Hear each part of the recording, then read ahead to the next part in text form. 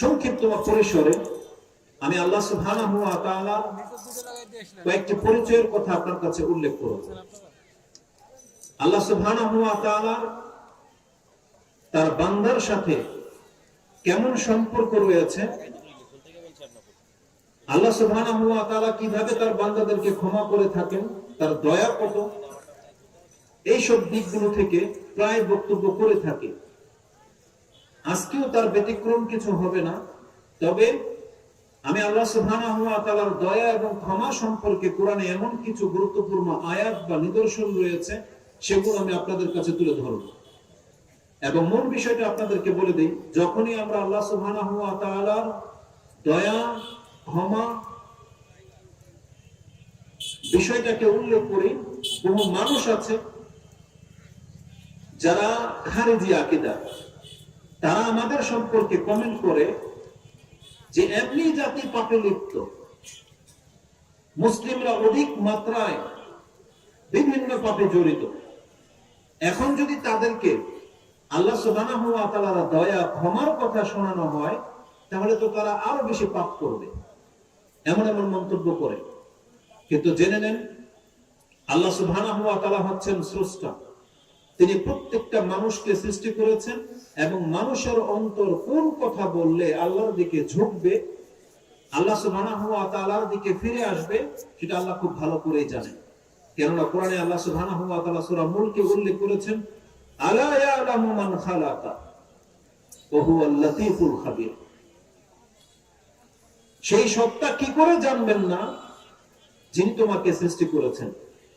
অতএব যেহেতু আল্লাহ আমাদেরকে সৃষ্টি করেছেন, আল্লাহ সুবহানাহু ওয়া তাআলা ভালো করেই জানে যে আমাদের অন্তরের অবস্থাটা কি। ওয়া হুয়াল লাতীফুল খাবীর, এবং তিনি সূক্ষ্ম থেকে সূক্ষ্ম বিষয় পর্যন্ত খবর রাখেন।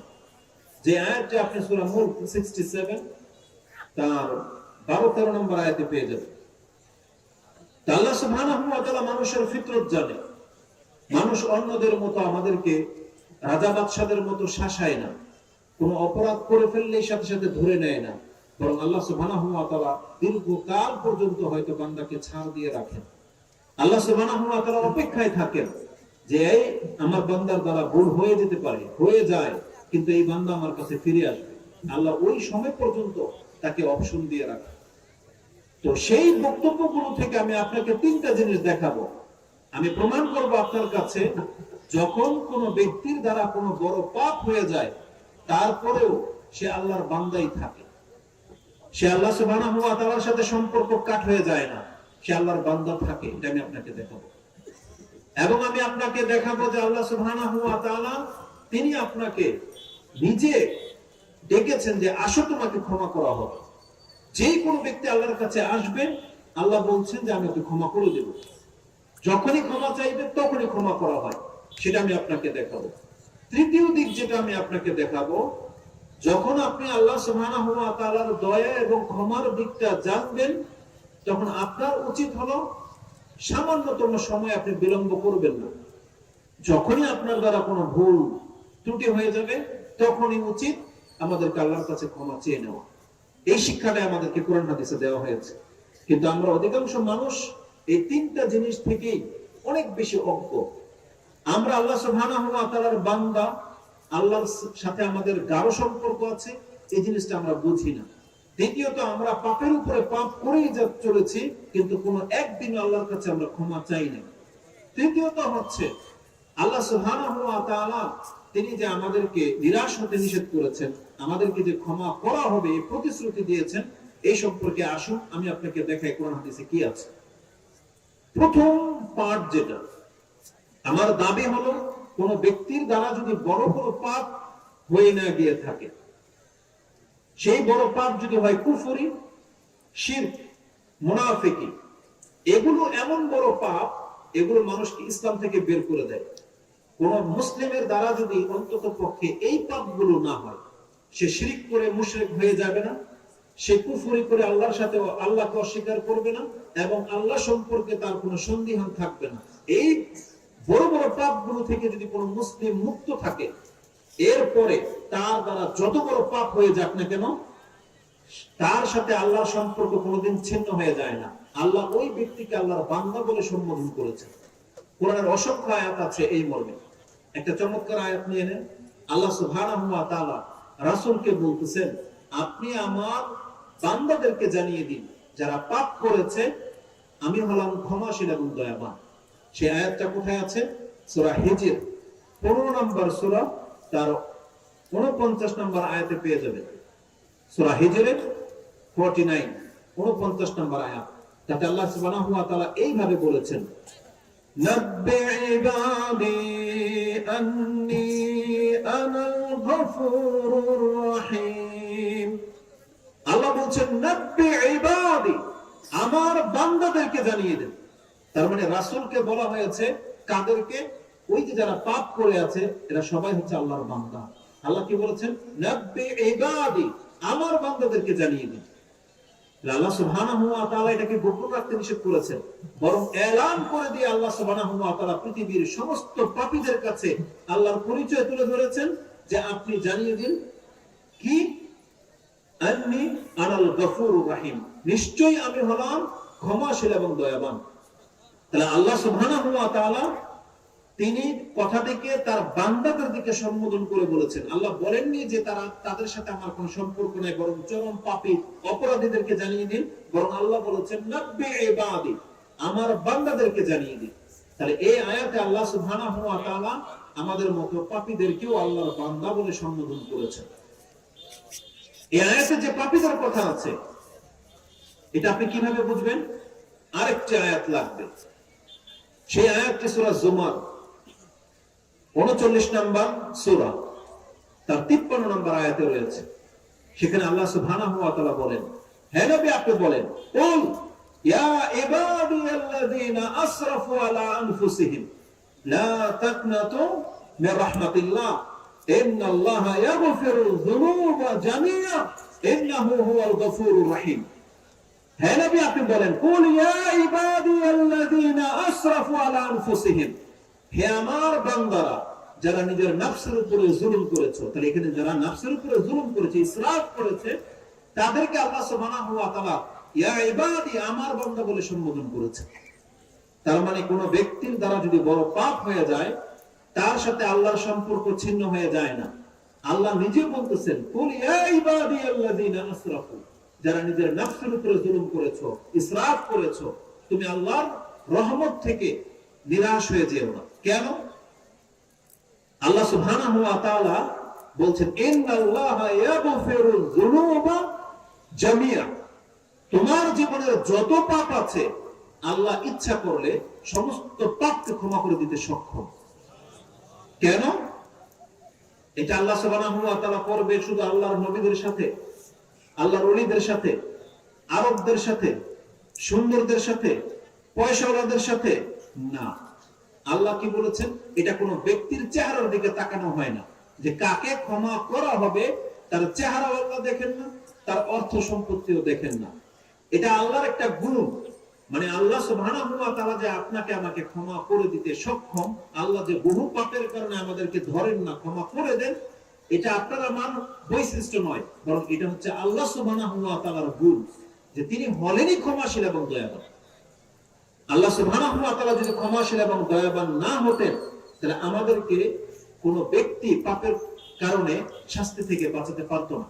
বরং মুসলিমে ইমাম মুসলিম রাহিমাহুল্লাহ একটা হাদিস কোট করেছেন যে আল্লাহ সুবহানাহু ওয়া তাআলার মর্যাদাটা কি?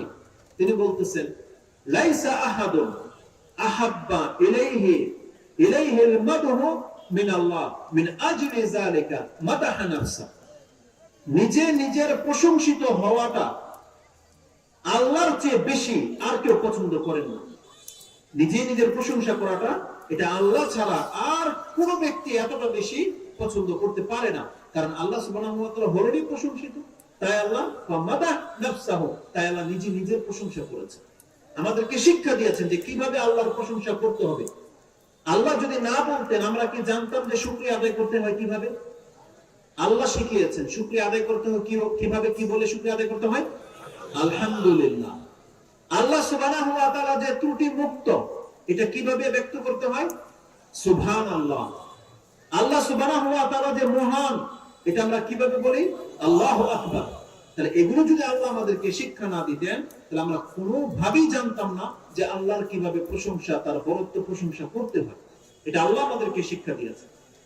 তারপরের অংশে তিনি বলতেছেন, লাইসা আহাদুন আগয়ারু মিনাল্লাহি মিন আজলি যালিকা হারামা ফাওয়াহিশা।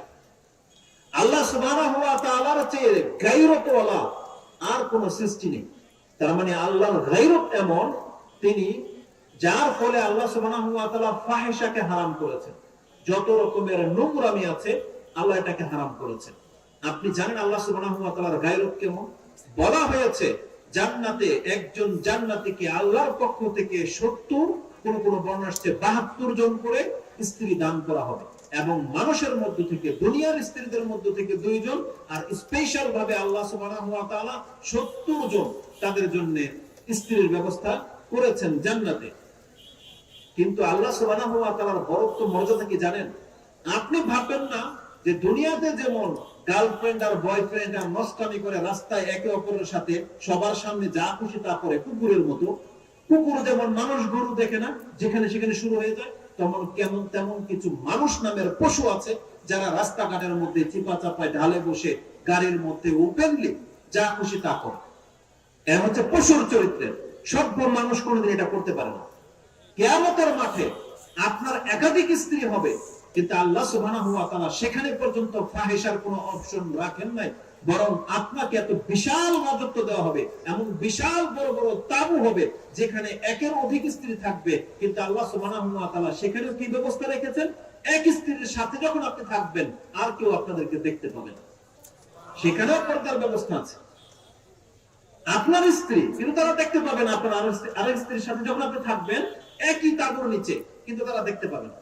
আল্লাহ সুবহানাহু ওয়া তাআলা সেখানেও এই ফাহিশা যাতে না হয় সেই ব্যবস্থা করে রেখেছেন। এটা আল্লাহ সুবহানাহু ওয়া তাআলার গায়রতে লাগে, কারণ আল্লাহ হচ্ছেন পবিত্র। এই হাদিসের শেষ অংশে রাসূলুল্লাহ সাল্লাল্লাহু আলাইহি ওয়াসাল্লাম বলেন, ওয়া লাইসা আহাদুন আহাব্বা ইলাইহি আল-উযরু মিনাল্লাহ। আল্লাহ সুবহানাহু ওয়া তাআলার চাইতে পৃথিবীতে এমন কোন শাসক বিচারক নাই যে মানুষকে ক্ষমা করার জন্য শুধু উযর খোঁজে। বুঝেন? পৃথিবীতে এমন কোন বিচারক নাই আল্লাহর মতো যে মানুষকে ক্ষমা করার জন্য শুধু নুকতা খোঁজে, ক্লু খোঁজে। এটাকে মেডিকেল সায়েন্সের ভাষায় সম্ভবত ক্লু বলে, আর এমনি হচ্ছে নুকতা আরেক ভাষায় বলে, আর বাংলায় যেমন কোন একটা কারণ। আল্লাহ সুবহানাহু ওয়া তাআলা এই পৃথিবীবাসীকে ক্ষমা করার জন্য আল্লাহ শুধু দেখতে চায়, বান্দা তুমি এমন একটা কাজ করো যে কাজের বিনিময়ে আমি আল্লাহ সন্তুষ্ট তোমাকে ক্ষমা করে দিতে পারি, তুমি এমন একটা কাজ করে দেখাও। জানেন আল্লাহ সুবহানাহু ওয়া তাআলা কত ছোট ছোট কাজের বিনিময়ে মানুষকে ক্ষমা করে দেন? যখন কথা এখানে চলে আসছে বলেই দিই। ইমাম মুসলিম তার 34 নম্বর অধ্যায়ে একটা হাদিস এনেছেন, এবং এটা কিতাবুল বিররি ওয়াস সিলাতে আপনি পেয়ে যাবেন, যেখানে আছে যে একজন ব্যক্তি একটা গাছের ডালকে কেন্দ্র করে আল্লাহ তাকে জান্নাত দিয়ে দিয়েছেন। রাসূলুল্লাহ সাল্লাল্লাহু আলাইহি ওয়াসাল্লাম বলছেন, রাআইতু রাজুলান ইউকাল্লিবু ফিল জান্নাহ ইউকাল্লিবুহা ফিল জান্নাহ। একজন ব্যক্তিকে আমি জান্নাতে নাচানাচি করতে দেখেছি, মানে উলট-পালট বা ডান্স করতেছে, মানে কি ভাষায় বলবে এটা? ইউকাল্লিবু ফিল জান্নাহ মানে উচ্ছ্বাসে অনেক আমোদ প্রমোদের মত্ত, মানুষ অধিক মাত্রায় খুশি হলে যা করে। বলছে এর কি হয়েছে? তখন জিবরাইল আলাইহিস সালাম সেই ঘটনাটা উল্লেখ করেছেন। মাররা রাজুলে বিহুসনি শাজারাতিন আলা যাহারিত তারিক ফাকালা ওয়াল্লাহি ওয়াল্লাহি লা উনাহকিয়ান্না হাযা আনিত তারিক লা ইউযিল মুসলিমিন। আল্লাহর কসম করে বলতেছি, এই যে গাছের ঢালটার কারণে মুসলিমদের যে কষ্ট হচ্ছে, তিনি বলতেছেন আল্লাহর কসম করে বললাম আমি এই গাছের ঢালটাকে কেটে দেব যাতে মুসলিমদের কষ্ট না হয়। সে কাজটা করেছিল, সুবহানাল্লাহ, ওয়ায়ুদখিলুল জান্নাহ। এই গাছের ডালটাকে কেটে দেওয়ার কারণে আল্লাহ তাকে জান্নাত দিয়ে দিয়েছে। ইমাম মুসলিম সেই হাদিসকে কোট করেছেন। তার মানে আমি আপনাকে দেখাতে চাই আল্লাহ সুবহানাহু ওয়া তাআলা মানুষকে ক্ষমা করার জন্য শুধু মুক্তা খোঁজে। কোন একটা ভালো কিছু আপনি করে দেখেন, ওটা কবুল হয়ে গেলে আল্লাহ আপনাকে ক্ষমা করে দেবে। রাসূল সাল্লাল্লাহু আলাইহি ওয়াসাল্লাম কি বলেছেন? মান কানা ইউমিনু বিল্লাহি ওয়াল ইয়াউমিল আখির ফালিয়াকুল খায়র আও লিয়াসমুত। যেই ব্যক্তি আল্লাহ এবং পরকালে বিশ্বাসী, সেজন্য মুখে ভালো কথা বলে অথবা চুপ থাকে। কেন চুপ থাকার কথা বলা হয়েছে? তার রাসূল সাল্লাল্লাহু আলাইহি ওয়াসাল্লামের আরেকটা হাদিসে আপনি যেটা তিরমিজিতে এবং ইবনে মাজাহতে পেয়ে যাবেন, রাসূলুল্লাহ সাল্লাল্লাহু আলাইহি ওয়াসাল্লাম বলছেন, মান সামাতা নাজা। যেই ব্যক্তি চুপ থাকলে সে নাজাত পেয়ে যাবে। তার মানে কোনো ব্যক্তি যদি রাস্তাঘাটে বা যে কোনো জায়গায় ভালো কথা বলতে না পারে, সে যদি তার জবানকে বন্ধ করে দিয়ে বসে থাকে, এটাই আল্লাহর কাছে সন্তুষ্ট হয়ে যাওয়ার জন্য যথেষ্ট। আরেকটা বর্ণনায় কি আছে?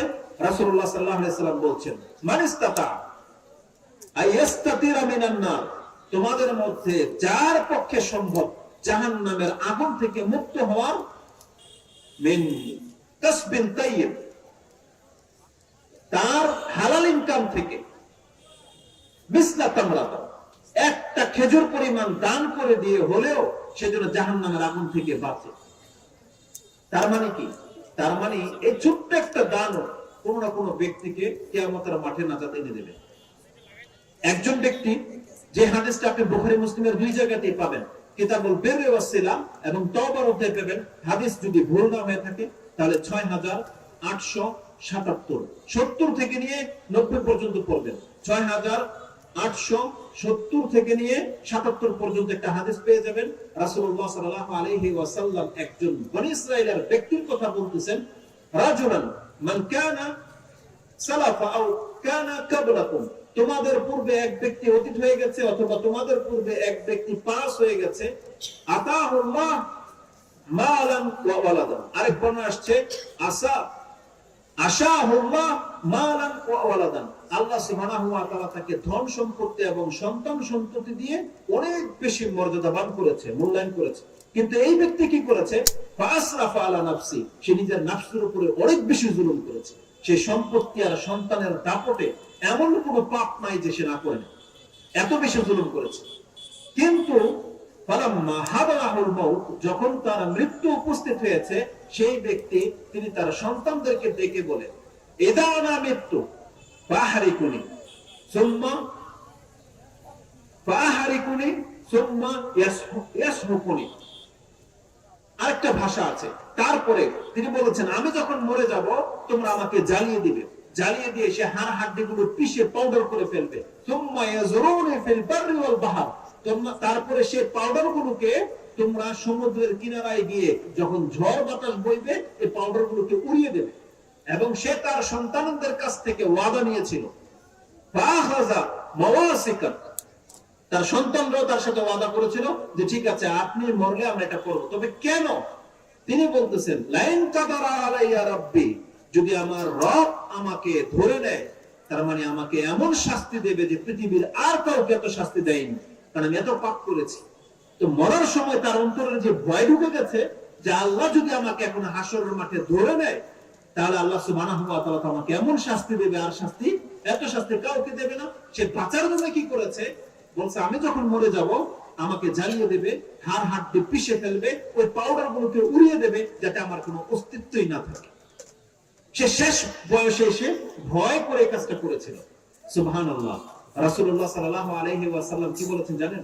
কিয়ামতের মাঠে ইন্নাল্লাহা আলা কুল্লি শাইইন কাদির, আল্লাহ কি সবকিছুর উপরে ক্ষমতাবান নয়? আল্লাহ সবকিছুর উপরে ক্ষমতাবান। এই ব্যক্তিকে কি করবে আল্লাহ জানেন? রাসূল সাল্লাল্লাহু আলাইহি ওয়াসাল্লাম বলতেছেন, ফাকাল আল্লাহ সুবহানাহু ওয়া তাআলা লিল আরদ, আল্লাহ শুধু জমিনকে বলবে, আব্দি মা আখাস্তি, আব্দি মা আখাস্তি, হে জমিন তোমার পেটে যে যা কিছু আছে তুমি আমার সামনে জমা করো। এই যে পাউডার গুলো হয়ে গিয়েছিল, এটা একটা জাররা পরিমাণ অংশ নাই, পাউডারের তো একটা কণা আছে নাই? সুবহানাল্লাহ। এই জমিনের পেটে যেখানেই পাউডারের কণা জমা হয়ে গিয়েছিল, ওই সমস্ত কণাগুলো উড়ে এসে ফাইদা রাজুলান কায়েমুন, ওই ব্যক্তি আল্লাহর সামনে দাঁড়িয়ে যাবে। আল্লাহ তাকে সেই ব্যক্তিতে রূপান্তরিত করবে এবং আল্লাহ সুবহানাহু ওয়া তাআলা তাকে জিজ্ঞেস করবে, মা হামালাকা আলা মা ফাআলতা, কিসে তোমাকে এমন কাজ করতে বাধ্য করেছে? তুমি এমনটা কেন করলা নিজের সাথে, যে তোমার মরার সময় তোমাকে জ্বালিয়ে দেওয়ার পরে পিষে হাড় হাড্ডি পাউডার পর্যন্ত উড়িয়ে দিতে কেন বলেছিলে এই কথা? সুবহানাল্লাহ। সেই ব্যক্তি আল্লাহর কাছে বলবে, মাখাফাতুকা ইয়া রাব, আল্লাহ এটা আমি তোমার ভয় করেছিলাম, ওয়া আনতা আলাম, আর তুমি ভালো করে জানো আমার অন্তরের খবর, যেটা আমি তোমার ভয় করেছিলাম কিনা। সুবহানাল্লাহ। রাসূলুল্লাহ সাল্লাল্লাহু আলাইহি ওয়াসাল্লাম একটা শব্দ বলেছেন যে এই ব্যক্তিকে আল্লাহ আর কিছুই বলবেন না। আরেকটা বর্ণনা আসছে বুখারীতে, আল্লাহ সুবহানাহু ওয়া তাআলা তাকে ওই ভয়ের কারণে আল্লাহ তাকে ক্ষমা করে দিবেন। তার মানে যেই ব্যক্তি জীবনের শেষ মুহূর্তেও যদি আল্লাহকে ভয় করতে পারে, এটা আল্লাহর কাছে ভালো লেগেছে। যে সে আল্লাহকে ভয় পেয়েছে, আল্লাহ তাকে ক্ষমা করে দিয়েছে। তার মানে আমি আপনাকে, এটা বুখারী মুসলিমের হাদিস বললাম আপনাকে, যেমনটা বলেছি 6870 থেকে 77 পর্যন্ত পড়েন, প্রত্যেকটা হাদিসের এই সংক্রান্তই রয়েছে।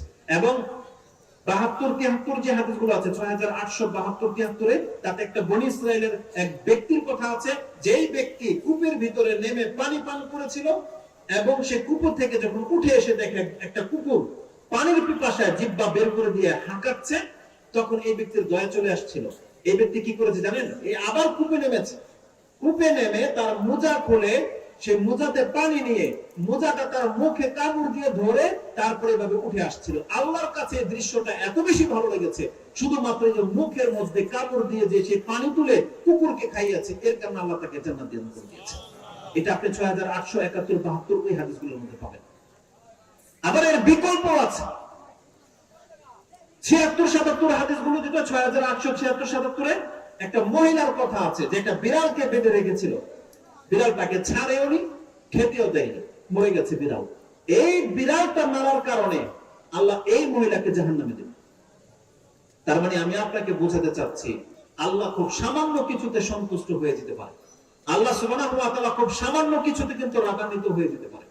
আল্লাহ সুবহানাহু ওয়া তাআলাকে আপনাকে চিনতে হবে।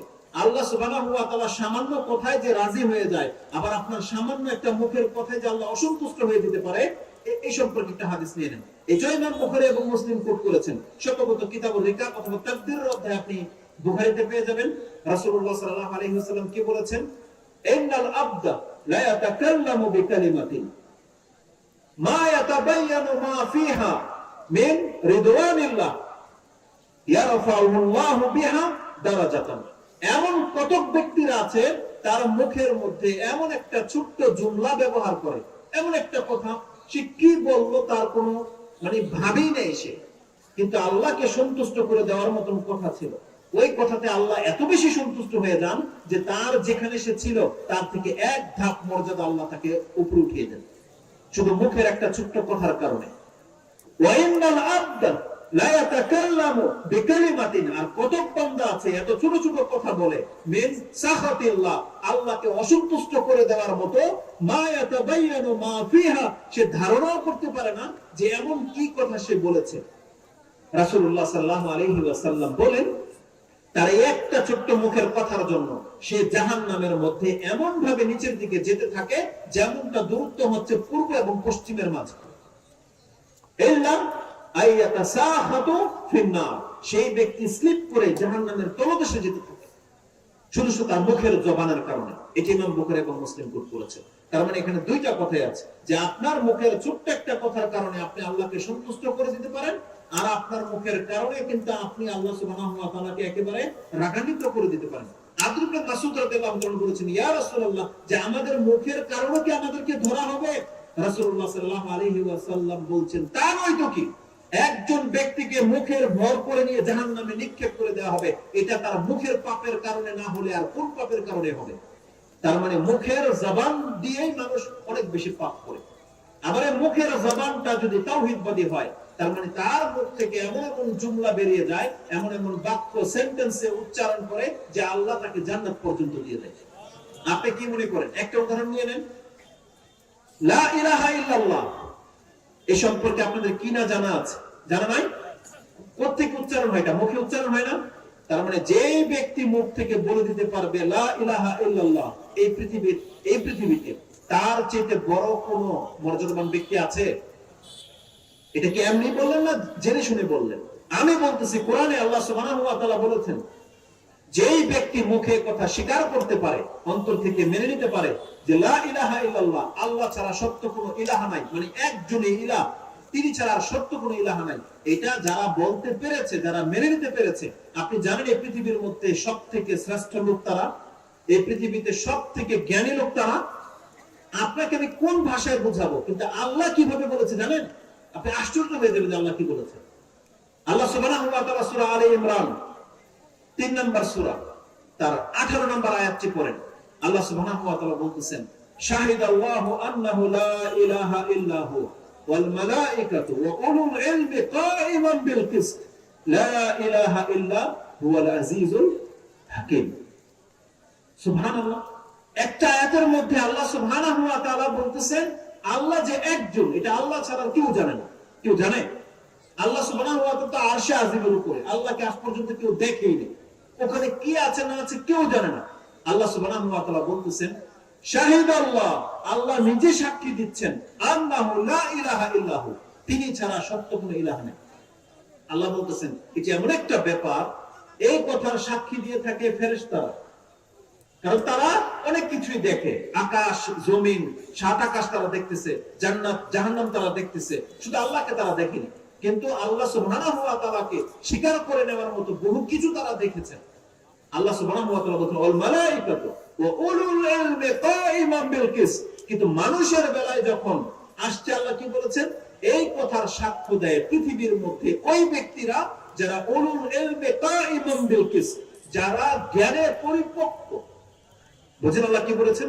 আল্লাহ বলেছেন যারা ইন্টেলেকচুয়াল পারসন, এদের চাইতে বড় বুদ্ধিজীবী পৃথিবীতে আর কেউ নাই। এরা হলো সেই ব্যক্তি যারা এই কথা বলতে পারে যে না দেখে আল্লাহ ছাড়া সত্য কোনো ইলাহ নাই। আর আপনি কৃষকের সন্তান, আমরা আমাদের পিতা মাতারা হয়তো ভালো কিছু লিখতে পারে না, আমরা গ্রামে জন্ম নিয়েছি, আমরা ভালো কিছু দেখি নাই, অথচ আপনি জানেন না যে আল্লাহর প্রতি ঈমান এনে আপনি কত বড় জ্ঞানের কাজ করেছেন। আর পৃথিবীতে বহু দার্শনিক জন্মে গেছে, পৃথিবীতে বহু, যেমনটা বলেছি একটা শব্দ ইন্টেলেকচুয়াল পারসন এদেরকে বলে, অনেক বেশি বুদ্ধিজীবী, অনেক সার্টিফিকেট তাদের, এখন পর্যন্ত আল্লাহ ছাড়া সত্য কোনো ইলাহ নাই এটা মানতে পারেনি। কিন্তু আপনার ডিগ্রি ওই পর্যন্ত যায়নি, কিন্তু আপনি মেনে নিতে পেরেছেন। কিয়ামতের মাঠে যখন এটা প্রমাণ হয়ে যাবে, সেই দিন আপনি বুঝতে পারবেন হায় রে, আমি কৃষকের ঘরে জন্ম হয়েও এটা কিভাবে মেনে নিতে পেরেছিলাম।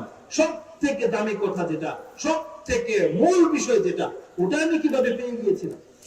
অতএব যারা আল্লাহ সুবহানাহু ওয়া তাআলার প্রতি ঈমান আনতে পেরেছেন, আপনি বলেন আলহামদুলিল্লাহ, কারণ এটাই আপনাকে জান্নাতে প্রবেশ করাবে। এটাকে যদি কোনো ব্যক্তি অক্ষত অবস্থায় রাখতে পারে, আল্লাহ বলছেন এটাই তাকে জান্নাতে পৌঁছে দেবে। কিন্তু এটাকে ঠিক রাখতে হবে। শিরিক করে দিয়ে, মুখের একটা সামান্য কথা দিয়ে আপনি লা ইলাহা ইল্লাল্লাহটাকে ভেঙে দিতে পারেন না। জানেন আমরা কিভাবে ভাঙি? আমার বক্তব্যের টপিকস হচ্ছে দয়া ক্ষমা নিয়ে, কিন্তু একটা কারণে এদিকে চলে আসলাম, যত আসছি একটু বলেই দিই। মুখের পাপ, ছোট ছোট একটা কথা কত বড় পাপ হতে পারে। আমি প্রায় অটোতে যখন মাঝে মাঝে যাই, অটোতে প্রায় মুরব্বী মহিলারা ওঠে, বৃদ্ধ মুরব্বীরা ওঠে। তারা উঠতে গিয়ে একটা শব্দ বলে, বলে আল্লাহ রাসূল। আপনাদের গ্রামে বা কেউ বলে কিনা আমি জানি না, কোন ব্যক্তি কি কানে শুনেছেন কোন মুরব্বীকে কথা বলতে? বলে কিছু হলে আল্লাহ রাসূল বলে এটা? আচ্ছা বলেন তো দেখি, আমরা যখন কোনো কাজ করি, যে কোনো কাজ, আমাদেরকে কি বলে শুরু করতে হয়? বিসমিল্লাহ। এটা কার নাম? আল্লাহর নাম। তাহলে আপনি যে গাড়িতে বসতে বিসমিল্লাহ না বলে যখন বললেন আল্লাহ রাসূল, এটার মানে কি? শিরকটা পরে আসবে, পরে বলবো, আগে আমাকে অর্থ বুঝতে হবে। আপনি আপনার কানের সামনে যখন একটা লোক বলেছে আল্লাহ রাসূল, বা বসে বলতেছে ইয়া রাসূলুল্লাহ, আচ্ছা এটার মানে কি? এ কোন সেন্সে বলেছে? হাদিসের ভাষাটা দেখেন, মা ইয়াতাবায়ানু মা ফিহা, কতক বান্দা মুখে এমন কোন জুমলা উচ্চারণ করে সে ধারণা করে নাই সে কি এমন কথা বললো। এই যে মুরব্বিটাকে, এই মহিলাটাকে যদি জিজ্ঞেস করেন আচ্ছা আপনি কি বললেন, মানে কি, সে জানে না। অভ্যাসগত ভাবে ইয়া রাসূলুল্লাহ বলে দিচ্ছে, আল্লাহ রাসূল বলে দিচ্ছে, মানে কি? এটা যদি বলি আমি, এটা হচ্ছে আল্লাহর কালাম, কিতাবুল্লাহ নয়।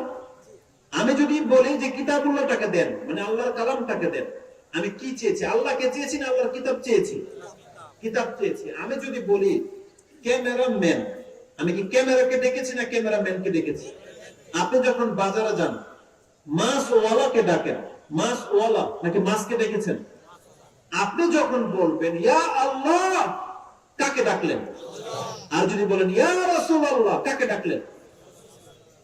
আল্লাহর রাসূলকে। আল্লাহকে আপনি ডাকেনই না। কিন্তু অধিকাংশ অজ্ঞ মুসলিমগুলোর ধ্যান ধারণা কি, সে মনে করে আমি আল্লাহকেও ডাকলাম আবার রাসূলকেও ডাকলাম। আরে যদি এমনটাও হয়ে থাকে তাহলে তো সে নাজাত পাবে না, এটা তো শিরক। আর কোন ব্যক্তি যদি আল্লাহকে না ডেকে যদি বলে ইয়া রাসূলুল্লাহ, তো সে আল্লাহকে ডাকিয়ে নেই। অথচ আল্লাহ কোরআনে কি বলেছেন? ওয়াকালা রাব্বুকুম উদউনি আস্তাজিব লাকুম, তোমাদের রব বলেছেন তোমরা আমাকে ডাকো, আমি তোমাদের ডাকে সাড়া দেব। সূরা গাফির 40 নম্বর সূরা 60 নম্বর আয়াতে পেয়ে যাবেন। আল্লাহ কি বলেছেন? ওয়াকালা রাব্বুকুম উদউনি আস্তাজিব লাকুম, আমাকে ডাকো, আমি তোমাদের ডাকে সাড়া দেব। কোরআনে আল্লাহ সুবহানাহু ওয়া তাআলা বলেছেন সূরা জিন 72 নম্বর সূরার 18 নম্বর আয়াতে, ওয়া আন্নাল মাসাজিদা লিল্লাহি ফালা তাদউ মা আল্লাহি আহাদ। আল্লাহ কি বলেছেন? এই পুরো পৃথিবীর মধ্যে সিজদার জায়গাগুলো হচ্ছে কার? আল্লাহর জন্য। আল্লাহ বলেছেন ফালা তাদউ মা আল্লাহি আহাদ, খবরদার আল্লাহর সাথে অন্য আর কোনো একজনকেও ডাকবা না। আপনি যদি আল্লাহর সাথে রাসূলকে লাগান, ইনি একজন কিনা? একজন না, একজন পাঁচজন নয়। আল্লাহ বলেন ফালা তাদউ মা আল্লাহি আহাদা, খবরদার আল্লাহর সাথে অন্য কোনো একজনকে তুমি ডাকবা না। কিন্তু আপনি যদি বলেন যে আমি আল্লাহকে ডাকলাম, রাসূলকে ডাকলাম, এটাই তো শিরক। আর আপনি রাসূলকে কেন ডাকবেন? গাড়িতে বসার সময় ইয়া রাসূলুল্লাহ বলা, এটা কিসের জুমলা? কি বললেন আপনি? মানে কি? আছে কোথায় এর প্রমাণ? তাও নয়, আবার কি বলতেছেন? আল্লাহ রাসূল, এটারই বা অর্থ কি? আল্লাহ রাসূল মানে কি?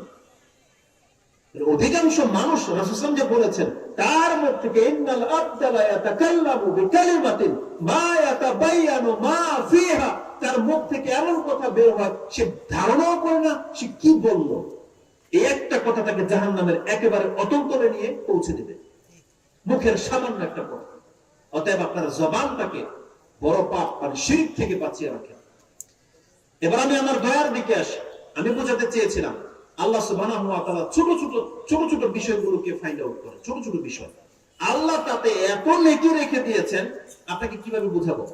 এই যে জুমার দিন একটা হাদিসে কি বর্ণনা আসছে, যেই ব্যক্তি জুমার দিনে গোসল করবে, সকাল সকাল ঘর থেকে বেরোবে, পায়ে হেঁটে আসবে, যা পারে সালাত আদায় করবে, মসজিদে ইমামের কাছাকাছি বসবে, খুতবা শুনবে, সালাত আদায় করবে, তার ঘর থেকে বেরে আসা যত কদম সে মসজিদে দিয়েছে তার প্রত্যেক এক কদমে 1 বছরের কিয়াম, 1 বছরের সিয়ামের নেকি আল্লাহ 1 কদমে দিয়ে দেন।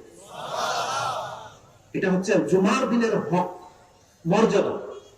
তাই আপনি ভাবতে পারেন না যে সুবহানাল্লাহ কয়টা কাজ করেছেন। গোসল তো আপনি এমনি করেন, আগে ভাগে বেরোলেন, পায়ে হেঁটে আসলেন, মসজিদে প্রথম দিকে আসলেন, এসে সালাত আদায় করলেন, যতক্ষণ আপনার ইচ্ছা করেন, তারপরে ইমামের কাছাকাছি বসলেন, চুপ থেকে খুতবা শুনলেন, সালাত আদায় করলেন। এগুলো সবই আমরা করি, কিন্তু এগুলো যদি আপনি সূক্ষ্মভাবে নিয়মের মাফিক করতে পারেন, আল্লাহ সুবহানাহু ওয়া তাআলা এক ব্যক্তি 1 বছর কিয়াম করে সিয়াম রেখে যে নেকি পেয়েছে আপনার 1 কদমে আল্লাহ সেটা দিয়ে দেন।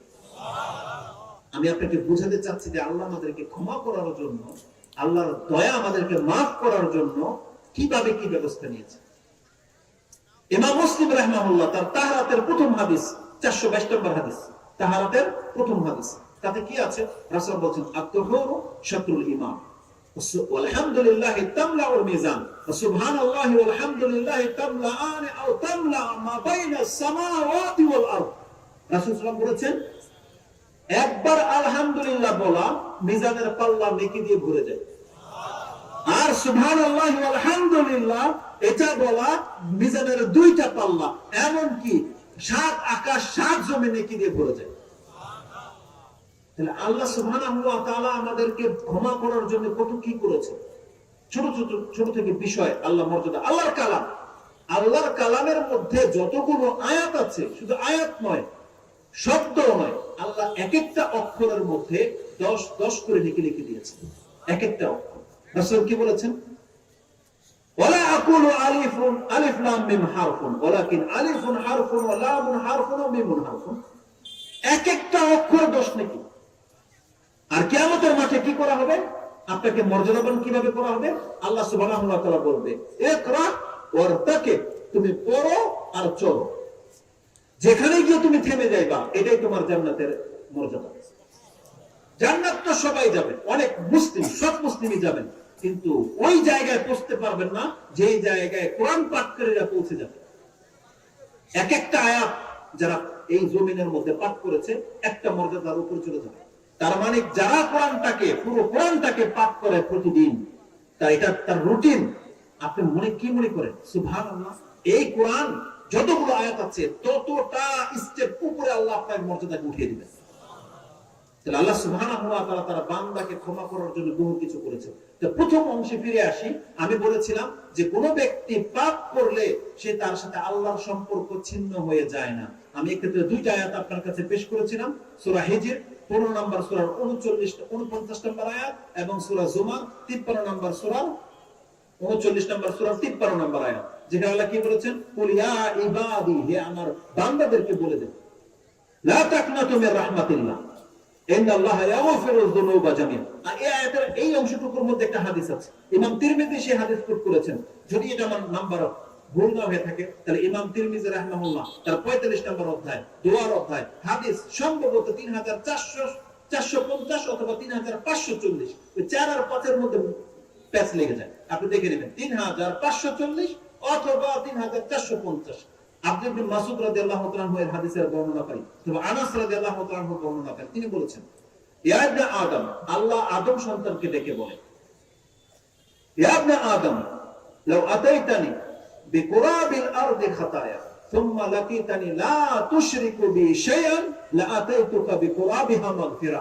হে আদম সন্তান, তুমি যদি আমার সাথে এমন অবস্থায় সাক্ষাৎ করো যে তোমার পাপ এই পৃথিবী ভরে গেছে, কিন্তু সেই পাপের মধ্যে শিরিক নাই, তুমি আল্লাহর সাথে শিরিক করে আল্লাহর সাথে সম্পর্কটা নষ্ট করো নাই, আল্লাহ বলতেছেন লা আতাইতুকা বিকুরাবিহা মাগফিরা, তাহলে তোমাকে ক্ষমা করার জন্য যেমন পৃথিবী ভরা দয়া ক্ষমা লাগবে, আল্লাহ বলছেন আমি পৃথিবী ভরা ক্ষমা নিয়ে তোমাকে ক্ষমা করে দেব। কারণ আল্লাহ সুবহানাহু ওয়া তাআলার কাছে পৃথিবী ভরা এরকমের 99টা ক্ষমা আল্লাহ তার বান্দাকে ক্ষমা করার জন্য প্রস্তুত করে রেখেছেন। যে হাদিসগুলো আপনি ইমাম বুখারী রাহিমাহুল্লাহ তিনি তার 5999 এবং 6000 পেয়ে যাবেন, এটা ভুল হবে না, আপনি খুঁজে পাবেনই পাবেন। তাওহীদ পাবলিকেশনের দুইটা হাদিস পড়েন, 5999 এবং তারপরের হাদিস 6000 নম্বর হাদিসটা আপনি পড়েন, তাতে আল্লাহ সুবহানাহু ওয়া তাআলার রহমতের কথা আপনি পেয়ে যাবেন।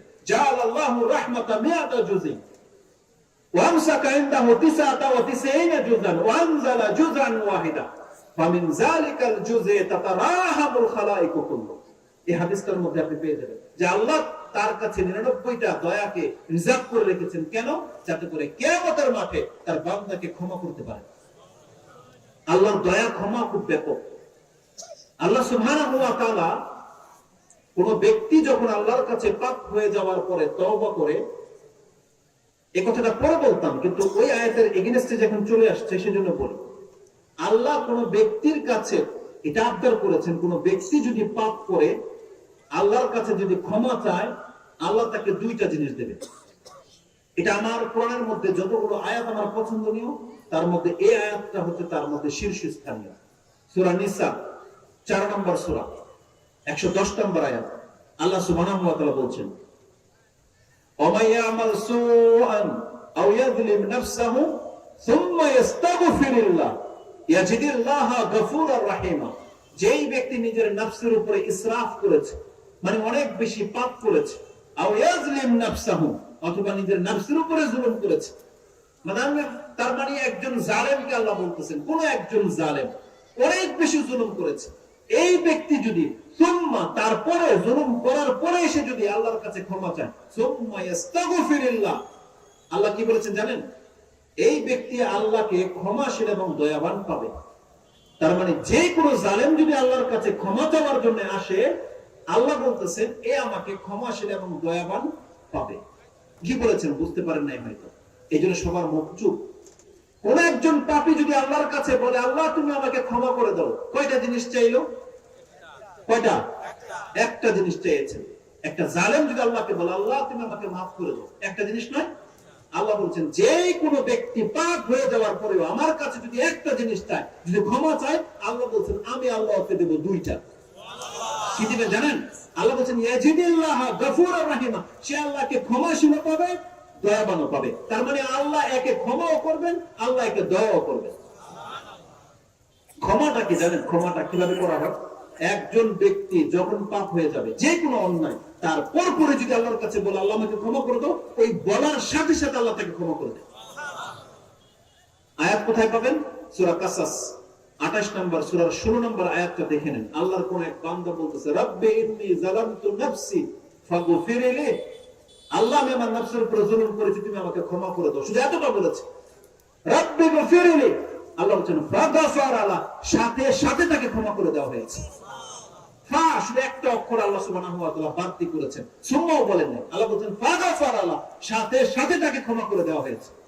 তার মানে যে কোনো ব্যক্তি আল্লাহর কাছে ক্ষমা চায়, আল্লাহ তখনই তাকে ক্ষমা করে দেন। এটা হচ্ছে আল্লাহর ক্ষমা। আল্লাহর দয়াটা কি তাহলে? যেটা আল্লাহ কি বলেছেন, কোন পাপী যদি আল্লাহর কাছে ক্ষমা চায়, আল্লাহ তাকে ক্ষমাও করবেন, দয়াও করবেন। তো ক্ষমাটা তো আমি আপনাকে দেখালাম যে আল্লাহ আপনাকে মাফ করে দিলেন। দয়াটা কি? এই পৃথিবীর মধ্যে যারা বয়োজ্যেষ্ঠ হয়ে গেছে, 30, 40, 50, 60 বছর হয়ে গেছে, বা এ যাবৎ যারা 30, 40, 50 বছর সালাত আদায় করেননি, মা বোনরা পর্দা করেননি, হারাম খেয়ে খেয়ে খেয়ে বেঁচে আছেন, আপনি যদি এখন তওবা করে নেন না, জানেন রেজাল্টটা কি? আল্লাহ আপনার 30, 40 বছর যত পাপ আছে সব মাফ করে দিবেন। এটা হচ্ছে ক্ষমা। দয়াটা কি? আল্লাহ বলছেন ইল্লা মান তাবা ওয়া আমানা ওয়া আমিলা আমালান সলিহান ফাউলাইকা ইউবাদদিলুল্লাহু সাইয়্যাতিহিম হাসানাত। আল্লাহ তার 30, 40 বছরের যত পাপের খাতাটা আছে আল্লাহ এটাকে নেকিতে রূপান্তরিত করে দেবেন। এটা হচ্ছে আল্লাহর দয়া। ওটা ছিল আল্লাহর ক্ষমা, যে পাপ থাকা সত্ত্বেও আল্লাহ তাকে ক্ষমা করে দিলেন। আর দয়াটা হলো কিয়ামতের মাঠে এই পাপের পিস্তাটাকে আল্লাহ নেকিতে রূপান্তরিত করে দিবেন। জানেন এই হাদিস কোথায় আছে? এটা ইমাম মুসলিম কোট করেছেন। সম্ভবত তওবার যে নাম্বারগুলো বলতেছি 6869 এই সিরিয়ালেতে পেয়ে যাবেন। আব্দুল্লাহ ইবনে ওমর রাদিয়াল্লাহু তাআলা আনহুমাকে জিজ্ঞাসা করা হয়েছে, আপনি কি নাজওয়া সম্পর্কে কিছু জানেন? বলেন না, আমি নাজওয়ার হাদিস জানি। ইউদনা আল মুমিনু মির রাব্বিহি, আরেকটা বর্ণনা আসছে ইলা রাব্বিহি, একজন মুমিন বান্দাকে তার রবের নিকটবর্তী নিয়ে আসা হবে। ওয়ায়াদা কানাফাহু, একটা কানাফা তাদেরকে ঘিরে নেবে। তার মানে দেখেন, আমরা এখানেই তো আলহামদুলিল্লাহ অনেক মানুষ। এখন কোন একজন ব্যক্তির যদি বিচার শুরু হয়, আরে আপনাদের কথা নাই বললাম, আমি তো বকবক করতেছি, বলতেছি না আমার জীবনে তো অনেক পাপ আছে। আল্লাহ সুবহানাহু ওয়া তাআলা বা বিচারক যদি আমাকে এখানে দাঁড় করিয়ে দিয়ে শুধু স্ক্রিনে যদি দেখাই দেওয়া হয় যে দেখো এই লোকের পাপগুলো কি, বলেন তো আমার রেজাল্টটা কি হবে? আপনাদের সামনে যদি আমার পাপগুলোকে স্ক্রিনে এখন দেখিয়ে দেওয়া হয়, আমার অবস্থাটা কি হবে? শাস্তি দেওয়ার প্রয়োজন আছে? আমি দিনই মরে যাব। ব্যাপারটা এমন নয়। এর চাইতে বড় লাঞ্ছনাকর কিছু আছে? আমরা বলি আলহামদুলিল্লাহ, মাত্র কয়েকজন বলেন আলহামদুলিল্লাহ। কেন বললাম জানেন? আমরা আমাদের রবকে এখন পর্যন্ত চিনতে পারিনি। কিয়ামতের মাঠে আল্লাহ সুবহানাহু ওয়া তাআলা তার মুমিন বান্দাকে এইভাবে কোনদিন কোন একজন মুমিন বান্দাকে আল্লাহ অপদস্থ করবেন না। জানেন কি ঘটবে? এই যে প্রত্যেকটা ব্যক্তিকে আল্লাহ একা একা ডাকবেন, প্রত্যেকটা মুমিন মহিলাকে, প্রত্যেকটা মুমিন পুরুষকে, ওয়ায়াদা কানাফাহু, এবং একটা পর্দা তাদেরকে ঘিরে নেবে। সেখানে শুধু আল্লাহ আর ওই ব্যক্তি থাকবে। লাইসা বাইনাহু ওয়া বাইনাহু তারজুমান, এমনকি আল্লাহ কোনো ট্রান্সলেটরকেও ডাকবেন না। এমন কোন ফেরেশতাকেও যে ঠিক আছে আমি আমার বান্দার সাথে কথা বলবো, আরবিটা বুঝিয়ে দাও, আল্লাহ কাউকে সাক্ষী রাখতে চান না। আল্লাহ তার সাথে সরাসরি কথা বলবেন বান্দার ভাষায়, বা আল্লাহর ভাষা বলবে, বান্দা বুঝতে পারবে। কাউকে আল্লাহ রাখবে না সেখানে, একটা কানাফা দিয়ে ঘিরে নেওয়া হবে। কেন? লিয়ুকাররিরুহু, এই বান্দার যত পাপ আছে যাতে করে আল্লাহ তার কাছ থেকে স্বীকার করাতে পারে, দেখতে বান্দা এই পাপগুলো তোর কিনা। সেই ব্যক্তি, প্রত্যেকটা মুমিন ব্যক্তি তো জানে যে পাপগুলো তার হয়ে গেছে, পাপ ক্ষমা হচ্ছে আল্লাহর কাছে। আল্লাহর কাছে বলবে আরিফতু রাব্বি আরিফতু, আল্লাহ আমি জানি সবগুলো পাপ আমার, আমি করেছি। আল্লাহ জান আল্লাহ কি করবেন? সুবহানাল্লাহ। দেখেন আল্লাহ আপনার উপরে ক্ষমা এবং দয়া কিভাবে করে। আল্লাহ সুবহানাহু ওয়া তাআলা বলেন সাতারতুহা ফিদ দুনিয়া, বান্দা এই পাপগুলো তোর সব গোপন পাপ ছিল, কেউ জানে না তুই এত বড় পাপী।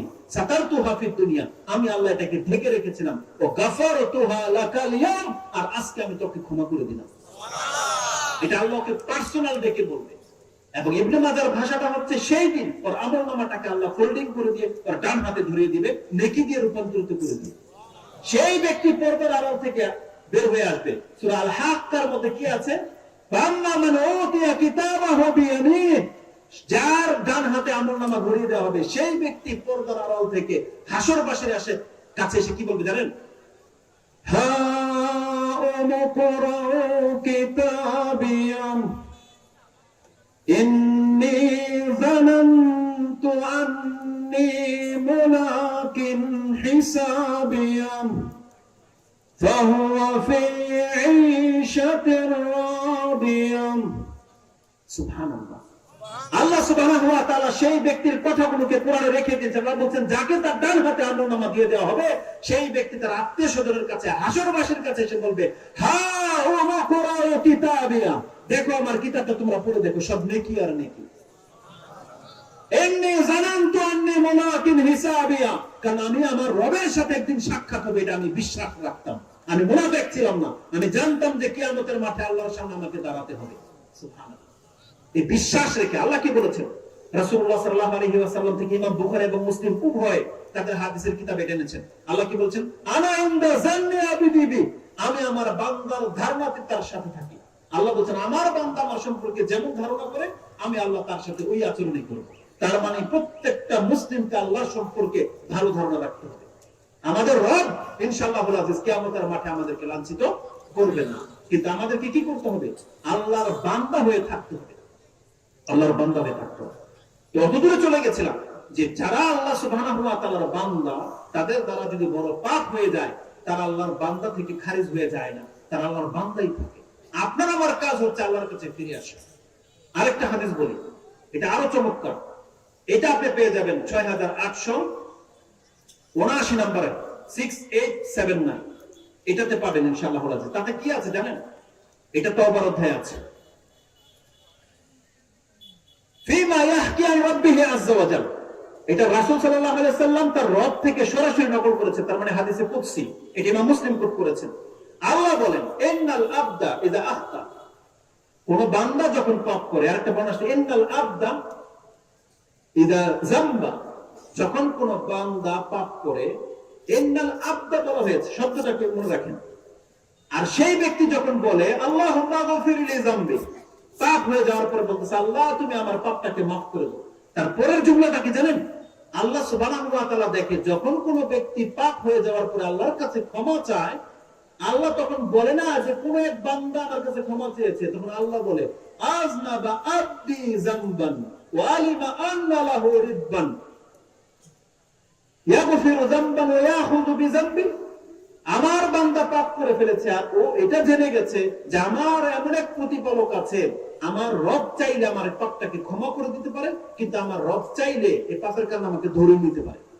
এটা জেনে যে ব্যক্তি বলে আল্লাহুম্মা গফির লি যামবি, কারণ আপনি তো তখনই বলবেন আল্লাহর কাছে এই ভয়ে, যেটা আল্লাহ চাইলে আমাকে এখন ধরে নিতে পারে, এই ভয়ে আপনি আল্লাহর কাছে কি বলতেছেন, তার আগে আল্লাহুম্মা গফির লি যামবি, এই ভয়ে যখন বলেছেন আল্লাহ সুবহানাহু ওয়া তাআলা আশ্চর্যিত হয় যে আমার বান্দা পাপ করে ফেলেছে, আর ওইটা ভালো করেই জানে যে তার এমন এক প্রতিপালক আছে যে রব চাইলে ওকে এখন ক্ষমা করে দিতে পারে, যে রব চাইলে ওকে এখন ধরে ফেলতে পারে। এটা বলে দিয়ে কি বোঝাতে চেয়েছেন আল্লাহ, তার মানে আল্লাহকে ক্ষমা করে দেন। তখন এই ব্যক্তি আবার পাপ করে, আবার বলে আয় রাব্বি গফির লি যামবি, হে আমার প্রতিপালক আমাকে ক্ষমা করো। এইভাবে যখন একজন ব্যক্তির দ্বারা যখনই পাপ হয়ে যায়, তখনই যখন সে আল্লাহর কাছে ক্ষমা চায়, আল্লাহ তখন কি বলে জানেন, এ মাল মাশিদ কাদ গাফারতু লাকা, তুই কর, তোর আমল কি আছে, আমি আল্লাহ তোকে ক্ষমা করে দিলাম। বুঝছেন, এটা আমার শেষ পর্যন্ত বলার উদ্দেশ্য ছিল না, আমি প্রথম দুইটা সেন্টেন্স আপনার কাছে দেখাতে চেয়েছিলাম। আল্লাহ কি বলেছেন, যখন একজন ব্যক্তি পাপ করে, ইন্নাল আবদা, যখন একজন ব্যক্তি পাপ করে কিন্তু যখন ক্ষমা চায়, আল্লাহ কি বলেন, আযনাবা আবদি, আমার বান্দা পাপ করে ফেলেছে। তার মানে পাপ করার পরে কোন ব্যক্তি যদি ক্ষমা চায় আল্লাহর কাছে, তখন সে আল্লাহর বান্দাই থাকে, সে আল্লাহর বান্দা হওয়া থেকে খারিজ হয়ে যায় না। এটা হচ্ছে প্রথম পয়েন্ট যেটা আমি আপনার কাছে বলতে চেয়েছি। এই জন্য যাদের দ্বারা অন্যায় হয়ে গেছে, আপনারা আল্লাহকে বাদ দিয়ে ওই মাজারে, খানকায়, ওই জঙ্গলে গিয়ে আল্লাহকে পাওয়ার খোঁজার দরকার নেই। যেখানে গিয়ে আপনার ওলিদেরকে, আল্লাহর ওলিদেরকে খুঁজবেন এমনটা আল্লাহ বলেননি, বরং আপনি এখন আল্লাহর বান্দাই আছেন, আপনাকে আল্লাহ সুবহানাহু ওয়া তাআলার বান্দা হয়ে থাকতে হবে। এটা আমি আপনাকে দেখাতে চাচ্ছি। তো আল্লাহ সুবহানাহু ওয়া তাআলা বলছেন প্রত্যেকটা বান্দার সাথে আল্লাহর গাঢ় সম্পর্ক আছে।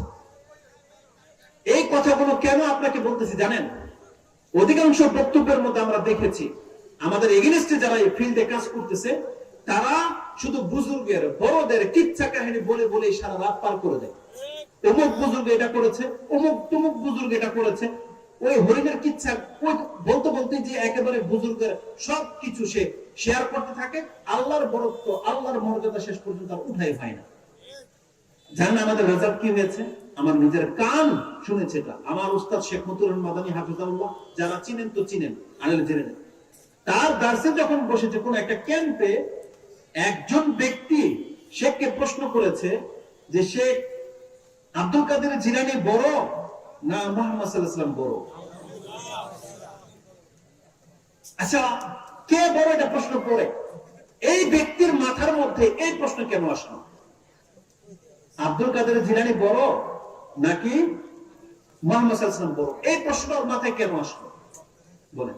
কেন আসতে পারে? এটার মূল কারণ কে? এটার মূল কারণ আমরা। কারণ আমরা বাড়াবাড়ি করতে করতে আব্দুল কাদের জিলানীকে এমন জায়গায় পৌঁছে দিয়েছি যার ফলে এই ব্যক্তি ধোঁকা খেয়ে গেছে। কেন সে প্রশ্ন করবে না যখন আপনি তাকে শিক্ষা দিয়েছেন যে আব্দুল কাদের জিলানী রাহিমাহুল্লাহর নাম বিনা ওযুতে নেওয়া যায় না, নিলে আড়াইটা কসম পড়ে যায়। শুনেন নাই জীবনে?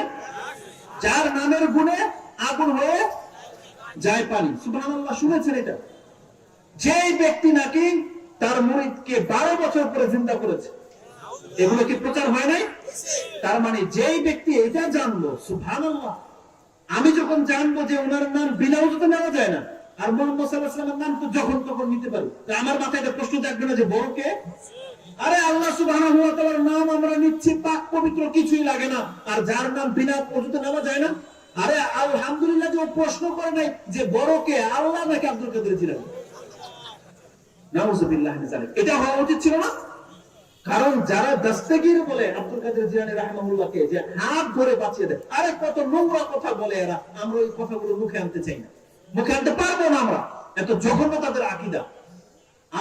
আপনি যদি মুসলিম হয়ে থাকেন, আপনার হিতাহিত জ্ঞান কাজ করে না যে আপনার রব যিনি বিশ্ব জগতের পালন কর্তা, যিনি সবকিছুকে সৃষ্টি করেছেন, তার নাম আপনি নিতে পারেন যে কোনো অবস্থায়। আর কিভাবে মিথ্যা রটায়, আপনার সামনে দিয়ে আইসক্রিমের গাড়ি যায় আর টেপ রেকর্ডার বাজাই দিয়ে যে আমার মুর্দাকে জিন্দা করে কে বলে আমার খাজাজি করে। আরে আপনারা নিজেদেরকে মুসলিম বলে দাবি করেন, অথচ এই ব্যক্তিকে বলেন না যে তুই এটা কি বাজার, এর মানে কি, অর্থ কি? এটা মুর্দাকে জিন্দা করে কে? আল্লাহ নাকি খাজা? কে করে? তাহলে আল্লাহ করে, ওর গান বলতেছে খাজা করে। এইভাবে যখন একটা ব্যক্তি সব সময় চর্চা করে, তাহলে ওর কাছে বড় কে হবে? আল্লাহ হবে না খাজা হবে? রেজাল্টটা তাই। এই জন্য আমরা বলতে চাচ্ছি আল্লাহর বরত্ব, আল্লাহর মর্যাদা কি, আল্লাহর সাথে আপনার সম্পর্ক কি, আপনাকে সেটা শিখতে হবে। কেন বললাম জানেন? আচ্ছা, একটা টেস্ট হয়ে যায়। এখানে আল্লাহর ওলি কে কে আছে? হাত তোলেন তো দেখি। সবাই বলে চলবে যে মাত্র 2-1টা করে ওঠে। আচ্ছা যাক, আপনারা হয়তো অনেকেই চালাক খুব, সুবহানাল্লাহ। আল্লাহর ওলি নিজেকে বলতে ভয় পান, তাই না? আচ্ছা, মসজিদের ইমামকে কোন ব্যক্তি কোন দিন এসে পাও ধুয়ে দিয়েছিলেন? আপনার মসজিদের ইমামকে। এমন কে আছেন? কে মনে করেন যে আমার মসজিদের ইমামের যে ওযুর পানি আছে এটা বরকতের? কে মনে করেন এটা? কেউ নাই। আচ্ছা, কে আছেন মসজিদের ইমামের কাছে এসে বলেছেন যে হুজুর আমি 5 বছর হয়েছে বিয়ে করেছি, বাচ্চা হয় না, আপনি একটু ব্যবস্থা করে দেন? কে বলেছেন? আচ্ছা, কেউ বলেন নাই। ওই যে যারা প্রথম কাতারে থাকে, মুরব্বী, যে দাড়িগুলো সাদা হয়ে গেছে, মাথায় টুপি, যারা 5 ওয়াক্ত সালাত করে, একে রাস্তায় ধরে কোনদিন কে কথা বলেছিলেন? কোন ব্যক্তি বলেন যে একজন মুরব্বী সমাজের হালাল খায়, 5 ওয়াক্ত সালাত আদায় করে, তাকে কি ধরে বলেছিলেন যে আমি তো 5 বছর ধরে বিয়ে করেছি, আমার বাচ্চা হয় না, আপনি একটু ফু দিয়ে দেন? বলেছিলেন? কেন করেন নাই? তার মানে আপনার নজরে এরা আল্লাহর ওলি নয়। আল্লাহর ওলি কারা? যাদের হাতে একটা ঢাল থাকবে, এক কালার একটা কাপড় থাকবে, গায়ে হয়তো গন্ধ আসে, মোচ আর দাড়ি আর নিচের গুলো সব সমান, এমনটা নয়? নাকি ওই যে যারা এখানে বসে এরকম বড় বড় স্টেজে বসে জান্নাতের সার্টিফিকেট বিক্রি করে, তারা আল্লাহর ওলি, তাই না? যাদেরকে বায়াত কেমনে নেন আপনারা, তওবা কেমনে করেন? একটা পাগড়ি ধরিয়ে দেয়, এক হাত এইভাবে যেতে যেতে একেবারে শেষ পর্যন্ত যে তওবা কিয়া মেনে, ওইভাবে তওবা শিখায় না? এদেরকে না আপনারা আল্লাহর ওলি ভাবেন? তার মানে আমাদের কি শিক্ষা দিয়ে দেওয়া হয়েছে যে আল্লাহর ওলি আমরা না, আল্লাহর ওলি 2-1 জন।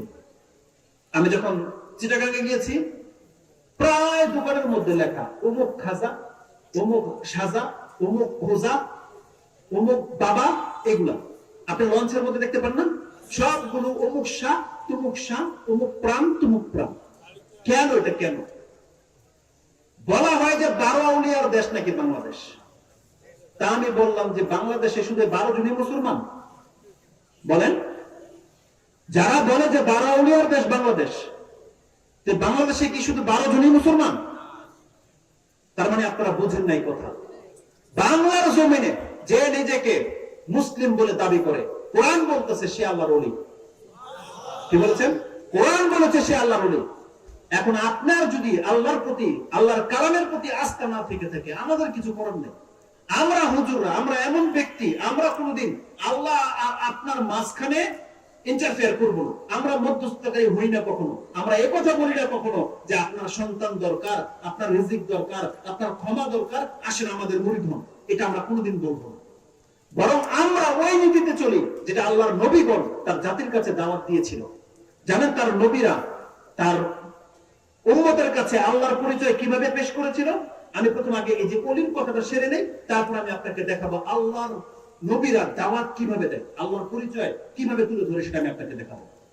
আল্লাহ সুবহানাহু ওয়া তাআলা বলেছেন, কে আমার ওলি হতে চাও প্রস্তুত থাকো। কোরআনে আল্লাহ সুবহানাহু ওয়া তাআলা সূরা বাকারা আয়াতুল কুরসি তো জানেন না? এটা কত নম্বর আয়াত বলতে পারেন কেউ? 255। একটা আয়াত ছেড়ে দেন, 256, 257 নম্বর আয়াতে চলে আসেন। একবারে এইভাবে কেন বললাম জানেন? যাতে আপনার ব্রেনে থেকে যায় নাম্বারটা। 257 নম্বর আয়াতে চলে যান। আল্লাহ বলতেছেন, আল্লাহু ওলি আল্লাযিনা আমানু। আল্লাহ হচ্ছেন ওলি ওই ব্যক্তির, যেই ব্যক্তি আল্লাহর প্রতি ঈমান আনবে। ইখরিজুহুম মিনাজ যুলুমাতি ইলান নূর। আল্লাহ তাকে অন্ধকার থেকে আলোর পথ দেখাবে। আল্লাহ করে সেটা। তাহলে আল্লাহ যেখানে আপনার ঘরের মধ্যে কোরআন আছে, আল্লাহ বলতেছেন, বান্দা তুমি আমার প্রতি ঈমান যদি এনে থাকো তাহলে তুমি হচ্ছে আমার ওলি। আল্লাহ ওলি শব্দ ব্যবহার করেছেন। আল্লাহু ওয়ালিউল্লাযিনা আমানু। নিশ্চয়ই আল্লাহ হলেন মুমিন বান্দাদের ওলি। আল্লাহ আপনাকে ওলি হিসেবে গ্রহণ করে নিয়েছে, আর আপনি ওলির পা ধরার জন্য প্রস্তুত। কেমন কথা এটা? কোরআনে আল্লাহ সুবহানাহু ওয়া তাআলা বলেছেন, নাজাত পেতে হলে আপনাকে আল্লাহর ওলি হতে হবে। আল্লাহ এই কথা বলে নাই যে তুমি আমার ওলির পা চাটো। এটা বলছে কোরআন? এটা বলেননি আল্লাহ। আল্লাহ বলেছেন যে নাজাত চায় তাকে আল্লাহর ওলি হতে হবে। আল্লাহ বলেনি তুমি আমার ওলির লেবুর ধরো, সে তোমাকে নিয়ে যাবে। এটা আল্লাহ বলেননি। আল্লাহ বলছেন নাজাত যে চায় তাকে আল্লাহর ওলি হতে হবে। তাকে কোথায় বলেছেন আল্লাহ সুবহানাহু ওয়া তাআলা এটা? কোরআনে আল্লাহ সুবহানাহু ওয়া তাআলা সূরা ইউনূস 10 নম্বর সূরার 62 এবং 63 নম্বর আয়াতটা পড়ুন। তাতে আল্লাহ সুবহানাহু ওয়া তাআলা বলেছেন, আলা ইন্না আউলিয়া আল্লাহি লা খাউফুন আলাইহিম ওয়া লা হুম ইয়াহজানুন। নিশ্চয় যারা আল্লাহর ওলি হতে পারবে তাদের কোনো ভয় নাই, তাদের কোনো চিন্তা নাই। আল্লাহ আল্লাহর ওলিদের সম্পর্কে বলেছেন, যারাই আল্লাহর ওলি হতে পারবে তাদের কোনো ভয় নাই, তাদের কোনো চিন্তা নাই। কিন্তু আপনি আর আমি আল্লাহর ওলি হতে চাই না। কারণ ওলি হতে গেলে তো 5 ওয়াক্ত সালাত পড়তে হবে, ওলি হতে হলে তো দাড়ি রাখতে হবে, ওলি হতে হলে তো টাকনার উপরে প্যান্ট পরতে হবে, জর্দা, সিগারেট, বিড়ি, তামাক, গুলি এগুলো সব ছাড়তে হবে। ওলি হলে তো মিথ্যা বলা যাবে না, ওলি হলে তো অন্যের জমিনের মধ্যে ঢোকা যাবে না, ওলি হলে তো জেনা করা যাবে না, ওলি হলে তো মদ খাওয়া যাবে না। এগুলো সব যখন জানেন যে আমি তো এগুলো পারবো না, তাহলে যেই ও আল্লাহর ওলি যে পারে, আমি তার পা ধরে পানি দিই, পানি খাই, তারকে সেজদা করি, তার কাছে গিয়ে ধন্য ধরি, সে আমাকে মুক্ত করে নিয়ে যাবে। কোরআনে এটা কোথাও বলা হয় নাই, বরং বলা হয়েছে নাজাত যে চায় ওলি তাকে হতে হবে। আপনাকে আল্লাহর ওলি হতে হবে, আপনাকে আল্লাহর প্রতি ঈমান আনতে হবে। কারণ আল্লাহ সুবহানাহু ওয়া তাআলা সিম্পল ভাবে দুইটা শব্দ দিয়ে বলে দিয়েছেন কে আল্লাহর ওলি। বাতিলপন্থীরা শুধু এতটুকুই বলে, আলা ইন্না আউলিয়া আল্লাহি লা খাউফুন আলাইহিম ওয়া লা হুম ইয়াহজানুন। যারা আল্লাহর ওলি তাদের কোনো ভয় নেই, তাদের কোনো চিন্তা নেই। এতটুকু কেন বলে জানেন? যাতে আপনি ওলির মুরিদ হন, সেজন্য। কিন্তু আল্লাহ সুবহানাহু ওয়া তাআলা তার পরের আয়াতে বলে দিয়েছেন তারা আল্লাহর ওলি হয় কিভাবে। আল্লাহ বলছেন, আল্লাযিনা আমানু ওয়া কানু ইয়াত্তাকুন। নিশ্চয় যারা আল্লাহর প্রতি ঈমান আনে এবং আল্লাহকে ভয় করে চলে, এই ব্যক্তি হচ্ছে সে আল্লাহর সেই ওলি যার কোনো ভয় নেই, যার কোনো চিন্তা নাই। তাহলে আমরা প্রত্যেকটা মুসলিম হচ্ছে আল্লাহর ওলি। এটা আমি কেন বলেছি জানেন? ওই যে আগের কথায় ফিরে আসেন, যাদের দ্বারা পাপ হয়ে গেছে, অন্যায় হয়ে গেছে, যারা আল্লাহ সুবহানাহু ওয়া তাআলাকে খুঁজে নাকি পান না, আপনাদেরকে কি মেসেজ দেওয়া হয়? যারা পীরের মুরিদ বানায়, যাদের খানকার মধ্যে আপনাদেরকে ডাকে, কি মেসেজ দেওয়া হয়? আপনি সাধারণ মানুষকে আল্লাহকে পাবেন। আপনার সিঁড়ি ছাদে যে উঠলেন, সিঁড়ি লাগে না? ছাদে উঠতে তো সিঁড়ি লাগে। আপনি প্রধানমন্ত্রীর কাছে যাবেন, এমপি মন্ত্রী ছাড়াই চলে যাবেন সরাসরি প্রধানমন্ত্রীর কাছে, বলে কিনা এইভাবে বলে। কিন্তু এরা আল্লাহ সুবহানাহু ওয়া তাআলার মর্যাদাটাকে এতটা খাটো করেছে।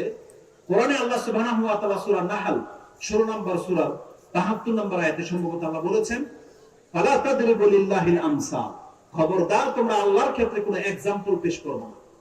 আল্লাহর ক্ষেত্রে কোনো एग्जांपल চলবে না। আল্লাহ কি সামিয়া না যে আল্লাহর কাছে পৌঁছতে গেলে আপনার সিঁড়ি লাগবে?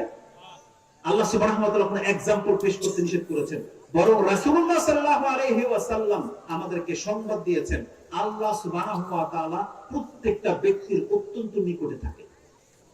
আল্লাহকে পাওয়ার জন্য আপনাকে যেতে হবে না, বরং আল্লাহ আপনাকে টেনে নেবেন বা আল্লাহ নিজে আপনার সামনে আসবেন। দেখাবো আপনাকে হাদিস, 4টা হাদিসের নাম্বার আপনি মুখস্থ করে নিয়ে যাবেন। তাওহীদ পাবলিকেশনের মধ্যে পেয়ে যাবেন, আর হাদিস ফাউন্ডেশনে মুসলিমে পেয়ে যাবেন। 405, 406, 461, 753 এবং মুসলিমে আছে 1110, 1110 নম্বর হাদিসটা দেখে নেন। তাতে কি আছে? আব্দুল্লাহ ইবনে উমর রাদিয়াল্লাহু তাআলা আনহুমা হাদিসের বর্ণনাকারী, লাম্মা রাসূলুল্লাহ সাল্লাল্লাহু আলাইহি সাল্লাম, কোন একদিন রাসূল সাল্লাল্লাহু আলাইহি ওয়াসাল্লাম নুখামাতান ফি জিদারিল কিবলা, মসজিদের কিবলার দেয়ালের মধ্যে নাক ফোঁটা বা কফ ফোঁটা দেখতে পেলেন। ফাহাক্কাহা, তার নিজের হাতে সেটাকে পরিষ্কার করলেন। সুম্মা আকবাল আলান নাস, মানুষের দিকে ঘুরে ফিরে নামাজ অবস্থায়, নামাজ শেষ করে দিয়ে ঘুরে ফিরে বলতেছেন, ইয়া আইয়ুহান নাস, হে মানুষ সকল, ইযা হাদাকুম ইযা সাল্লা, তোমাদের কেউ যখন নামাজে দাঁড়িয়ে যায়, যখনই বলে আল্লাহু আকবার, ইন্নাল্লাহা কিবালা ওয়াজহিহি, আল্লাহ তার চেহারার সামনে উপস্থিত হয়ে যায়। হাদিস বুখারী এবং মুসলিমে রয়েছে। মুসলিমের বর্ণনা রয়েছে, ইন্নাহু বাইনাহু ওয়া বাইনা কিবলাতিহি, আল্লাহ তার আর তার কিবলার মাঝখানে উপস্থিত থাকেন। এজন্য সামনের দিকে থুতু ফেলতে নিষেধ করা হয়েছে। মুসলিমের আরেক হাদিসে কি আছে? 970 এ পেয়ে যাবেন। রাসূলুল্লাহ সাল্লাল্লাহু আলাইহি ওয়াসাল্লাম বলেছেন, এর থেকে বেশি কোন ব্যক্তি যদি তার রবের নিকটে যেতে চায়, রাসূলুল্লাহ বলেছেন, আকরাবু মা ইয়াকুনুল আবদু মির রাব্বিহি ওয়া হুয়া সাজিদ ফাকসিরু দুআ, কোন ব্যক্তি যদি তার রবের একেবারে নিকটে যেতে চায়, সে জেনে নেক সিজদা হচ্ছে সেই আমল, সিজদার মাধ্যমে বান্দা তার সবথেকে বেশি তার রবের নিকটে চলে যায়। ফাকসিরু দুআ, তোমরা সেই অবস্থায় দোয়া করো। আমাদের রব এতটা নিকটে, কিন্তু আমাদেরকে শিক্ষা দেওয়া হয় আমাদের রবকে পেতে নাকি জঙ্গলে যেতে হয়, আমাদের রবকে পেতে নাকি বিভিন্ন মাজারে ঘুরতে হয়। এগুলো কোরআন বিরোধী কথা। আমার বলার ছিল অনেক কথা, সময় যেহেতু শেষ হয়ে গেছে, এজন্য আমার মূল মেসেজ যেটা আমি আপনাদের কাছে পেশ করতে চেয়েছিলাম, চমৎকার একটা আয়াত, 2-3টা আয়াত শুধু 1 মিনিটের মধ্যে ট্রান্সলেট ছাড়াই আমি আপনাকে বলে দিই। সূরা ইব্রাহিম 14 নম্বর সূরা 10 নম্বর আয়াতটা দেখে নেন। আল্লাহ বলতেছেন, আল্লাহর নবীরা কিভাবে দাওয়াত দিত? কালাত রাসূলুহুম আফিল্লাহি শাক্কুন ফাতিরিস সামাওয়াতি ওয়াল আরদ, তাদের নবীরা বলতো, তোমরা সেই সত্তার প্রতি সন্দেহান করো যে সত্তা আকাশ এবং জমিনকে সৃষ্টি করেছে। ইয়াদউকুম লিয়াগফিরা লাকুম মিন যুনুবিকুম, যে আল্লাহ তোমাদেরকে ডাকে প্রতিনিয়ত, আসো আমার কাছে, আমি তোমাদের পাপগুলোকে ক্ষমা করে দেব। আল্লাহ আমাদেরকে ডাকে যে আসো, তোমাদের কার কি পাপ আছে, আসো আমার কাছে ক্ষমা চাও, তোমাদেরকে ক্ষমা করে দেব। রাসূল কি বলছেন? ফাফিরু ইলাল্লাহ, তোমরা আল্লাহর দিকে ফিরো, আল্লাহর দিকে আসতে বলেছে। আল্লাহ সুবহানাহু ওয়া তাআলা বলছেন, যে কোনো ব্যক্তি আল্লাহর কাছে ক্ষমা চাইবে, আল্লাহ তাকে তখনই ক্ষমা করে দেন। এগুলো জানার পরেও যদি কোনো ব্যক্তি পাপ নিয়ে বসে থাকেন, আল্লাহর কাছে ক্ষমা যদি না চান, আপনাকে আল্লাহ জালেম বলেছে। সূরা হুজরাত 39 নম্বর সূরা বা 49 নম্বর সূরা 49 তার 11 নম্বর আয়াতে দেখেন আল্লাহ কি বলছেন, ওমান লাম ইয়াতুব ফাউলাইকা হুমুজ জালিমুন, নিশ্চয়ই যারা আল্লাহর কাছে তওবা করে না, মূলত এরাই হচ্ছে জালেম। এজন্য দেখে নেন, আল্লাহ দয়াশীল, আল্লাহ ক্ষমাবান, এগুলো জানাটা আপনার জন্য যথেষ্ট নয়। যদি আপনি আল্লাহর কাছে ক্ষমা না চান, তাহলে আপনার এই বিদ্যা আপনার কোনো উপকারে আসবে না।